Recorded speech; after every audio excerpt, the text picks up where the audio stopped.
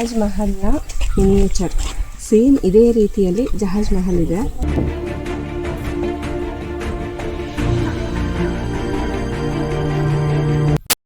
ಈಗ ನಾನು ಬಂದಿರೋದು ಮಾಂಡುವಿನ ಮೇನ್ ಪಾಪ್ಯುಲರ್ ಡೆಸ್ಟಿನೇಷನ್ ಜಹಾಜ್ ಮಹಲ್. ಅದ್ರ ಒಳಗಡೆ ಅಂತ ಹೋಗ್ತಾ ಇದ್ದೀನಿ. ಆದರೆ ಹೋಗೋ ದಾರಿನೇ ಇಷ್ಟು ಚೆನ್ನಾಗಿದೆ ಅಂದರೆ ಇದಕ್ಕೆ ಹೆರಿಟೇಜ್ ಒಂದು ಸ್ಟ್ರೀಟ್ ಮಾಡಿದ್ದಾರೆ. ಇಷ್ಟು ಬ್ಯೂಟಿಫುಲ್ ಆಗಿದೆ. ಈಗ ಇಲ್ಲಿಂದ ಸ್ಟಾರ್ಟ್ ಮಾಡ್ತಾ ಇದ್ದೀನಿ. ಇಲ್ಲಿ ಟಿಕೆಟ್ ಕೌಂಟರ್ ಇದೆ. ಇಲ್ಲಿ 25 ರುಪೀಸ್ನ ಎಂಟ್ರಿ ಟಿಕೆಟ್. ಆದರೆ ಆನ್ಲೈನಿಂದ ಮಾಡಿದರೆ 20 ರುಪೀಸ್ನ ಟಿಕೆಟ್ ಆಗುತ್ತೆ. ಸೊ ಈಗ ಒಳಗಡೆ ಹೋಗೋಣ. ಇಲ್ಲಿ ಎಂಟ್ರ್ ಆದ ತಕ್ಷಣ ತಬೇಲಿ ಮಹಲ್ ಅಂತ ಬರುತ್ತೆ. ಇದಕ್ಕೆ ಈ ಕಡೆ ಸೈಡ್ ನಾನು ಹೋಗ್ತಾ ಇದ್ದೀನಿ. ಈ ಕಡೆ ಸೈಡೆಲ್ಲ ಇದು ಮೋಲಿ 2 ಫ್ಲೋರಿಂದಾಗಿತ್ತು. ಕೆಳಗಡೆ ಎಲ್ಲ ತಬೇಲ ಅಂದರೆ ಹಟ್ಟಿ ಅಂತ ಹೇಳ್ತೀವಲ್ಲ, ಪ್ರಾಣಿಗಳನ್ನೆಲ್ಲ ಕಟ್ಟುವಂಥದ್ದು ಪ್ಲೇಸ್ ಅದಾಗಿತ್ತು. ಮತ್ತು ಇಲ್ಲೊಂದು ಚಿಕ್ಕದಾಗಿರೋ ಮ್ಯೂಸಿಯಂ ಮಾಡಿದ್ದಾರೆ. ಮೇಲ್ಗಡೆ ಎಂಟ್ರಿ ಇಲ್ಲ. ಇಲ್ಲಿ ಕೆಲವೊಂದು ಆಫೀಸ್ಗಳನ್ನ ಮಾಡಿದ್ದಾರೆ. ಇದಾದ ತಕ್ಷಣ ನಂತರ ಹೋಗ್ತಾ ಇರೋದು ಜಹಾಜ್ ಮಹಲ್. ಬ್ಯೂಟಿಗೆ ಪ್ರಸಿದ್ಧವಾಗಿರುವಂಥದ್ದು ಇದು ಜಹಾಜ್ ಮಹಲ್.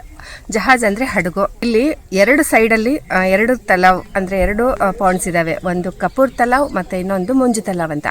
ಅದ್ರ ನಡುವೆ ಏನೋ ಚಿಕ್ಕದಾಗಿರೋ ಏನೋ ಜಾಗ ಬಂದಿತ್ತಲ್ಲ, ಆ ಜಾಗದಲ್ಲೇ ಇದನ್ನು ನಿರ್ಮಾಣ ಮಾಡಲಾಗಿದೆ. ಎಷ್ಟು ತುಂಬ ಸುಂದರವಾಗಿ ಮಾಡಿರೋದು ಅಂತಂದರೆ 2 ತಲಾವ್ಗಳ ನಡುವೆ ನಿಂತಿರೋ ಹಾಗೆ ಹಡಗಿನ ಶೇಪ್ನಲ್ಲಿ ಇದನ್ನು ಮಾಡಿದೆ. ಹಾಗಾಗಿ ಇದು ಜಹಾಜ್ ಮಹಲ್.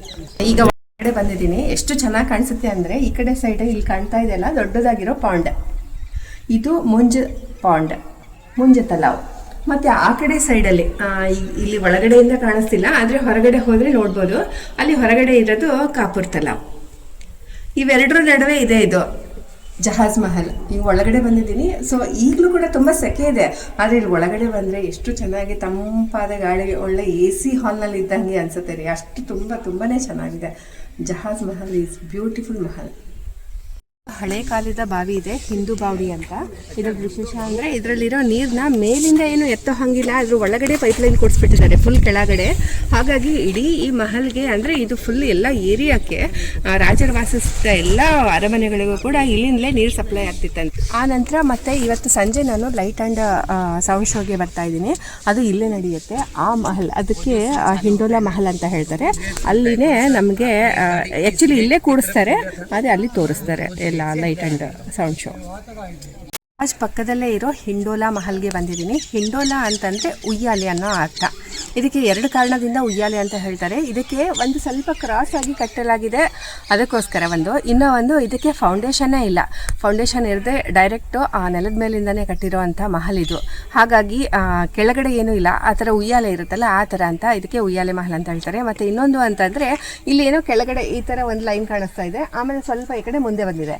ಇದು ಯಾವ ಥರ ಈ ಥರ ಮುಂದೆ ಬಂದಿದೆಯೋ ಆ ಕಡೆ ಸೈಡಲ್ಲೂ ಮುಂದೆ ಬಂದಿದೆ.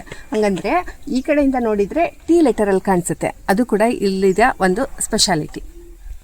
ಇರೋದು ರೆಡ್ ಕಲರ್ನ ಸ್ಟೋನಿಂದ ನಿರ್ಮಾಣ ಮಾಡಿರೋದು. ಆದರೆ ಒಳಗಡೆ ಹೋದರೆ ಮಾತ್ರ ನಾವು ನಾರ್ಮಲ್ ಕಪ್ಪು ಶಿಲೆ ಇರುತ್ತಲ್ಲ, ಕಪ್ಪು ಕಲ್ಲಿನಿಂದ ನಾರ್ಮಲ್ ಕಲ್ಲು ದಪ್ಪ ಕಲ್ಲಿನಿಂದನೇ ಒಳಗಡೆ ಎಲ್ಲ ಕನ್ಸ್ಟ್ರಕ್ಷನ್ ಮಾಡಿರೋದು. ಹೀಗಾಗಿ ಇದು ಒಳಗಡೆ ಹೋದರೆ AC-ಗಿಂತಲೂ ತುಂಬ ತಂಪಾಗಿರೋಂತಹ ಪ್ಲೇಸ್. ಮತ್ತು ಇನ್ನೊಂದು ಬಗ್ಗೆ ಹೇಳಬೇಕು ಅಂದರೆ ಇದೆಲ್ಲ ಫುಲ್ ಏರಿಯಾದಲ್ಲೆಲ್ಲ ಒಂದು ಫೋರ್ಟ್ ಎಷ್ಟು ಎತ್ತರ ಇದೆಯೋ ಅದರಷ್ಟೇ ಕೆಳಗಡೆ ಕೂಡ ಫೌಂಡೇಶನ್ ಇದೆ ಅಂತೆ. ಒಳಗಡೆ ನೆಲಮಾಳಿಗೆಗಳೆಲ್ಲ ಇದೆ ಅಂತೆ. ಮತ್ತು ಎಲ್ಲ ತಮ್ಮ ದಾಸ್ತಾನುಗಳನ್ನು, ತಮ್ಮ ಆಯುಧಗಳನ್ನು ಎಲ್ಲ ರಾಜರು ಶೇಖರಣೆ ಮಾಡಲಿಕ್ಕೆಲ್ಲ ರೂಮ್ಸ್ ಎಲ್ಲ ಇದೆ ಅಂತೆ. ಅಷ್ಟು ದೊಡ್ಡದಿದೆ. ಇದು ಒಂದಕ್ಕೆ ಮಾತ್ರ ಕೆಳಗಡೆ ಏನೂ ಇಲ್ಲ, ಮತ್ತು ವಿಥೌಟ್ ಫೌಂಡೇಶನ್ ಇದರ ನಿರ್ಮಾಣ ಆಗಿರೋದು. ಕೆಳಗಡೆ ಕೂಡ ನೆಲಮಾಳಿಗೆಗಳೆಲ್ಲ ಇದ್ದಾವೆ ಅಂತ ಹೇಳಿದ್ದೆಲ್ಲ ನಾನು. ಅದಕ್ಕೋಸ್ಕರನೇ ಬೆಳಕಿಗಾಗಿ ಈ ಥರದ್ದೆಲ್ಲ ಅಲ್ಲಲ್ಲಿ ನಿರ್ಮಾಣ ಮಾಡಿದ್ದಾರೆ. ಒಳಗಡೆ ಕಾಣ್ತಾ ಇರೋದು ಚಂಪಾ ಬಾವಡಿ ಅಂತ. ಚಂಪಾ ಅಂತಂದರೆ ಸಂಪಿಗೆ ಹೂವು ಅಂತ ಹೇಳ್ತೀವಲ್ಲ ಅದು. ಯಾಕೆ ಅಂತಂದರೆ ಇದರಲ್ಲಿರೋ ನೀರು ಸಂಪಿಗೆ ಹೂವಿನಂತೆ ಸೆಂಟೆಡ್ ವಾಟರ್ ಆಗಿತ್ತು. ಮತ್ತು ಅದನ್ನು ಸ್ನಾನಕ್ಕೋಸ್ಕರ ಎಲ್ಲ ಯೂಸ್ ಮಾಡ್ತಾಯಿದ್ರು. ಮತ್ತು ಇದ್ರ ಒಳಗಡೆಯಿಂದ ಆ ಕೆರೆಗೋಸ್ಕರ ಅಂದರೆ ಮುಂಜು ತಲಾವ್ ಅಂತ ನಾನು ಏನು ಹೇಳಿದ್ದೆ ಅಲ್ಲಿವರೆಗೂ ಇದ್ರ ಕನೆಕ್ಷನ್ ಇತ್ತಂತೆ. ರಾಣಿಯರಿಗಾಗಿ ಸ್ನಾನ ಮಾಡೋಕ್ಕೆ ಅಂತಲೇ ಇದನ್ನು ಕನ್ಸ್ಟ್ರಕ್ಷನ್ ಮಾಡಲಾಗಿತ್ತು. ಆಮೇಲೆ ಈಗಲೂ ಕೂಡ ಅದನ್ನು ಅಷ್ಟು ಚೆನ್ನಾಗಿ ಅಂದರೆ ಮೇಂಟೈನ್ ಮಾಡಿದ್ದಾರೆ. ಈ ಕಡೆ ಎಲ್ಲ ಮೇಲ್ಗಡೆ ಇದ್ದಿದ್ದೆಲ್ಲ ಮಹಲ್ಗಳು ಅಂದರೆ ಅರಮನೆಗಳು, ಇಲ್ಲೆಲ್ಲರೂ ವಾಸ ಮಾಡ್ತಾ ಇರೋವಂಥ ಜಾಗ ಆಗಿತ್ತು.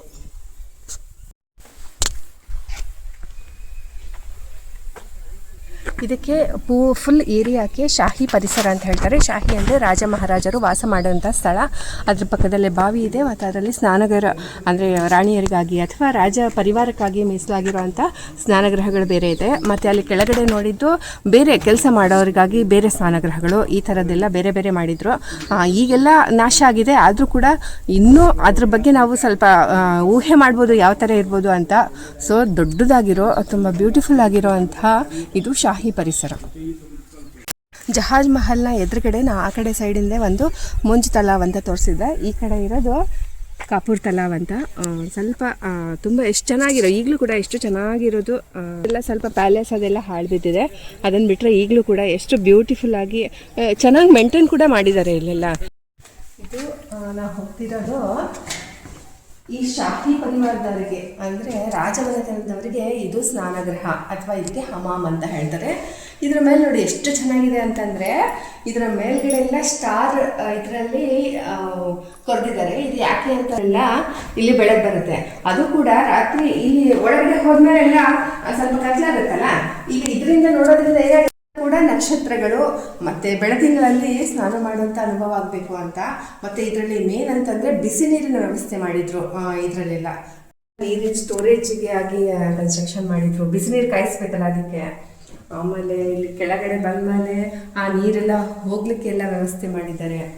ತುಂಬ ಇಷ್ಟ ಆಗಿತ್ತು ನನಗೆ. ಯಾವಾಗಲೂ ದಿನ ಬೆಳಗಿನಲ್ಲೂ ಕೂಡ ನಾವು ನಕ್ಷತ್ರಗಳನ್ನು ನೋಡ್ಬೋದು, ನಕ್ಷತ್ರದ ಬೆಳಕಿನಲ್ಲಿ ಇರಬಹುದು ಅಂತ. ಯಾಕೆಂದರೆ ಬಾತ್ರೂಮ್ಸ್ಗೆ ಇಲ್ಲಿ ಹೆಚ್ಚಾಗಿ ವೆಂಟಿಲೇಷನ್ ಅಥವಾ ಕಿಟಕಿಗಳಿಲ್ಲ. ಇದರಿಂದಲೇ ಅದನ್ನು ಎಷ್ಟು ಸುಂದರವಾಗಿ ಮಾಡಿದ್ದಾರೆ ನೋಡಿ. ನಾನು ಮಾಂಡುವಿಗೆ ಬಂದಮೇಲೆ ಮಾಂಡುವಿನ ರಾಜ್ಕುಮಾರಿ ಥರನೇ ಅನ್ನಿಸ್ತಾ ಇದ್ದೀನಲ್ಲ, ಸಾರಿ, ಜಸ್ಟ್ ಫಾರ್ ಜೋಕಿಂಗ್. ಇದು ಈಗ ನಾನು ಮೇಲ್ಗಡೆ ಬಂದಿದ್ದೀನಿ, ಜಹಾಜ್ ಮಹಲ್ ಇದೆಯಲ್ಲ ಅದರ ಮೇಲ್ಗಡೆ. ಮತ್ತು ಇನ್ನೊಂದು ಕಾರಣ ಏನು ಆಗುತ್ತಾ, ನಾನು ಬೆಳಗ್ಗೆ ಬೇಗ ಸ್ಟಾರ್ಟ್ ಮಾಡಿದ್ದೀನಿ. ಅಂದರೆ 7 o'clock ನಾವು ಸನ್ರೈಸಿಂದನೇ ಶುರು ಮಾಡಿದ್ದೀವಿ. ಹಾಗಾಗಿ ಬೆಳಗ್ಗೆ ಟೈಮಲ್ಲಿ ಬಂದುಬಿಟ್ರೆ ತುಂಬ ಜನ ಯಾರೂ ಇರೋದಿಲ್ಲ. ನಾವು ತುಂಬ ಫ್ರೀಯಾಗಿ ಓಡಾಡಬಹುದು ಮತ್ತು ನಾವೆಲ್ಲವನ್ನೂ ಎಕ್ಸ್ಪ್ಲೋರ್ ಮಾಡ್ಬೋದು. ಮತ್ತು ಇವತ್ತು ನಾನು ಇಷ್ಟು ಬೇಗ ಬಂದಿದ್ದಕ್ಕೆ ನಾನು ತುಂಬ ಚೆನ್ನಾಗಿ ವಿಡಿಯೋ ಕೂಡ ಎಲ್ಲ ಮಾಡಿಕೊಂಡೆ. ಚೆನ್ನಾಗಿ ವಿಡಿಯೋ ಏನೋ ಆಯಿತು. ನಾನು ಎಲ್ಲಿ ಹೋದರೂ ಕೂಡ ನಾನು ಒಬ್ಬಳೇ ಇರ್ತಿದ್ನಪ್ಪ. ಹಾಗಾಗಿ ನಾನು ನಿಜವಾಗ್ಲೂ ಅದೇ ಥರ ಫೀಲ್ ಬಂತು ನನಗೆ, ರಾಜ್ಕುಮಾರಿ ಟೈಪೇ ನಾನು ಒಬ್ಬಳೇ ಇದ್ದೀನಿ ಅನ್ನೋ ಥರ. ಮತ್ತು ಇಲ್ಲಿಂದ ಒಂದು ಏರಿಯಲ್ ವ್ಯೂ ನೋಡ್ಬೋದು, ಎಷ್ಟು ಚೆನ್ನಾಗಿದೆ. ತುಂಬ ಬ್ಯೂಟಿಫುಲ್ ಆಗಿರೋ ಮಾಂಡು ಫೋರ್ಟ್ ಇದು. ಈಗಲೂ ಕೂಡ ಎಷ್ಟೋ ಜನ ರಾಜರೆಲ್ಲ ಬಂದು ಹೋದರು, ಹಿಂದೂ ಮುಸಲ್ಮಾನು ಎಲ್ಲರೂ ಕೂಡ. ಆದರೂ ಕೂಡ ಹೆಮ್ಮೆಯಿಂದ ಎದ್ದು ನಿಂತಿರೋ ಅಂತಹ ಈ ಮಾಂಡು ಫೋರ್ಟ್ನ ನೀವು ಕೂಡ ಒಂದ್ಸಲ ನೋಡೋಕೆ ಬನ್ನಿ. ತುಂಬ ಹತ್ತಿರದಲ್ಲಿ ಈ ಮಧ್ಯಪ್ರದೇಶದಲ್ಲಿ ಬಂದರೆ ಈ ಎಲ್ಲ ನಾನೇನನ್ನು ತೋರಿಸ್ತಾ ಇದ್ದೀನಿ ಈ ಪ್ಲೇಸಸ್ಗಳೆಲ್ಲ ತುಂಬ ಹತ್ರದಲ್ಲಿ ಇದ್ದಾವೆ. ನಾವು ತುಂಬ ಈಸಿಯಾಗಿ ಎಕ್ಸ್ಪ್ಲೋರ್ ಮಾಡ್ಬೋದು. ನೀವು ಸೋಲೋ ಟ್ರಿಪ್ ಅಥವಾ ನೀವು ಕಪಲ್ಸ್ ಆಗಿ ಬಂದರೂ ಕೂಡ ಅಥವಾ ಗ್ರೂಪ್ನಲ್ಲಿ ಬಂದರೂ ಕೂಡ ತುಂಬಾ ಚೆನ್ನಾಗಿರುತ್ತೆ. ಮತ್ತು ಇದೆಲ್ಲವನ್ನು ಮುಗಿಸ್ಕೊಂಡು ನಾನೀಗ ಮಧ್ಯಪ್ರದೇಶದ ಇನ್ನೊಂದು ನೆಕ್ಸ್ಟ್ ಡೆಸ್ಟಿನೇಷನ್ಗೆ ಹೋಗ್ತಾ ಇದ್ದೀನಿ. ಆ ವಿಡಿಯೋದಲ್ಲಿ ಮತ್ತೆ ನಿಮ್ಮೆಲ್ಲರನ್ನ ಭೇಟಿ ಮಾಡ್ತೀನಿ. ಅಲ್ಲಿವರೆಗೂ ಬಾಯ್ ಬಾಯ್.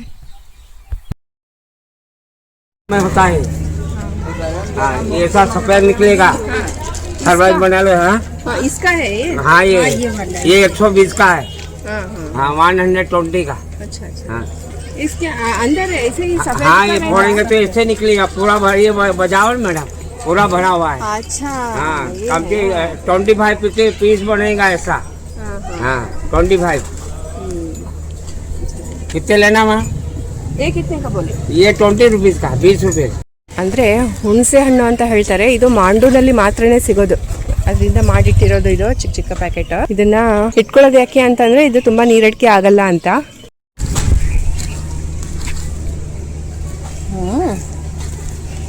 ಚೆನ್ನಾಗಿದೆ, ಬೇರೆದೇ ಟೇಸ್ಟ್ ಇದೆ. ಇದು ಬಾಯಲ್ಲಿ ಹಾಕೊಂಡ್ರೆ ಕರ್ಗೋಗ್ಬಿಡುತ್ತಪ್ಪ. ಒಂಥರ ಸ್ವಲ್ಪ ಹುಳಿ ಇದೆ, ತುಂಬ ಜಾಸ್ತಿ ಏನಿಲ್ಲ ಹುಳಿ. ಆದರೆ ನಮ್ಮ ಹುಣಸೆಕಾಯಿದೇ ಟೇಸ್ಟ್ ಬರುತ್ತೆ ಇದಕ್ಕೆ.